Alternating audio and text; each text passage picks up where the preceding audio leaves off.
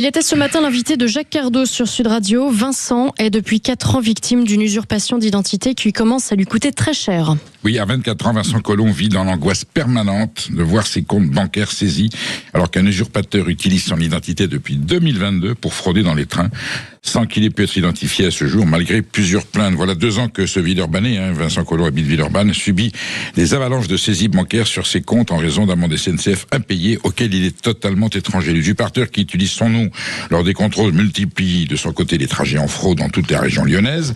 Malgré les 8 plaintes déposées par la victime et les mesures de la SNCF, qui est consciente du problème, il court toujours. Après plusieurs mois de relatif dépit, le jeune homme de 24 ans a vu plus de 500 € de ses économies saisies débumées. Comme il dit, je regarde mon application bancaire chaque matin en me levant avec l'angoisse pour vérifier qu'il n'y a pas de saisie. J'appelle le service réclamation et SNCF toutes les semaines pour voir s'il y a de nouvelles amendes et faire des démarches, mais il y en a qui passent à la trappe, ce qui entraîne des majorations et des saisies qui tombent sur son compte. Voilà. En 2024, le montant des impayés réclamés à Vincent culminait à 5 000 €, d'après le récit qu'il donne et ce que dit sa mère.